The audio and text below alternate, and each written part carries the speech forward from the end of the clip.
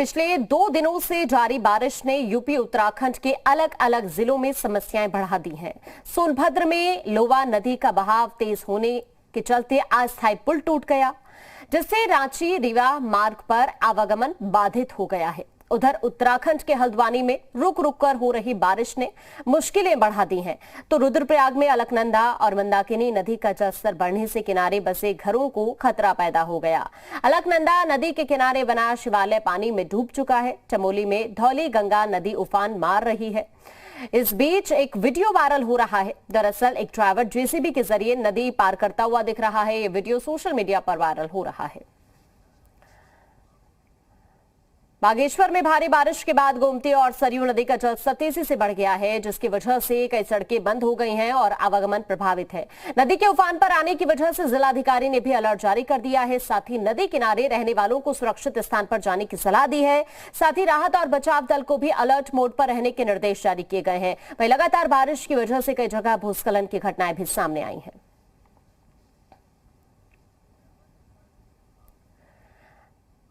रुद्रप्रयाग में बद्रीनाथ हाईवे पर नरकोटा के पास बोल्डर गिरने से आवाजाही ठप हो गई है। केदारनाथ हाईवे भी गौरीकुंड और सीतापुर में बंद है। इस बीच खतरे के निशान से ऊपर बह रही मंदाकिनी और अलकनंदा नदियों ने मुश्किलें बढ़ा दी हैं। जिला प्रशासन ने नदियों के किनारे बसे लोगों को सतर्क किया है।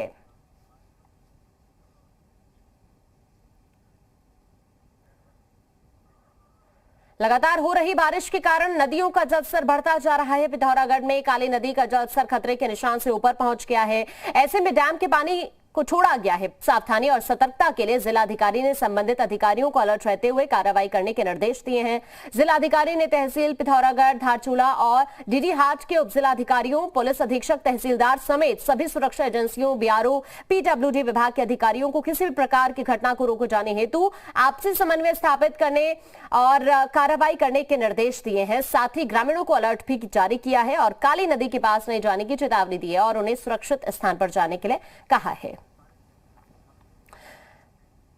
देहरादून से हमारे साथ रामानुज जुड़े हुए हैं और साथ ही विनोद कांडपाल हल्द्वानी से हमारे साथ जुड़ गए हैं। चमोली से पुष्कर चौधरी हमारे साथ जुड़े हुए हैं। सबसे पहले रामानुज, आपका रुख करती हूँ, इस वक्त कैसा हाल है देहरादून के अंदर मौसम का?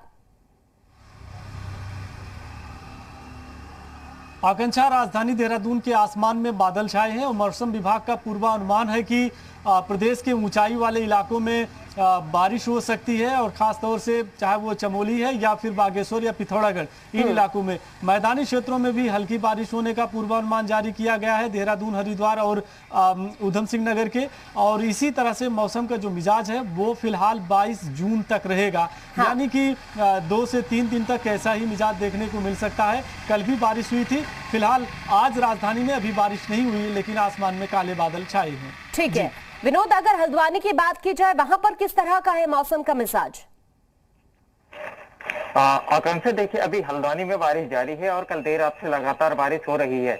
हाँ। एक लोगों के लिए राहत की बात जरूर थी कि जो गर्मी हल्द्वानी में पिछले दिनों बढ़ गई थी, क्योंकि 32 से 35 डिग्री के आसपास टेम्परेचर था, उसमें अब राहत है क्योंकि मौसम का जो तापमान है उसमें काफी गिरावट है। लेकिन नैनीताल जिले के जो पर्वतीय क्षेत्र हैं वहां जो लगातार बारिश हो रही है, उन जगहों में भूस्खलन की भी जो है समस्या बढ़ी है। इसके अलावा कल देर रात गौला नदी में 2 युवक फंसे थे। रामनगर की कोसी नदी में 2 युवक फंस गए थे, जिनको सफलतापूर्वक रेस्क्यू कर लिया है।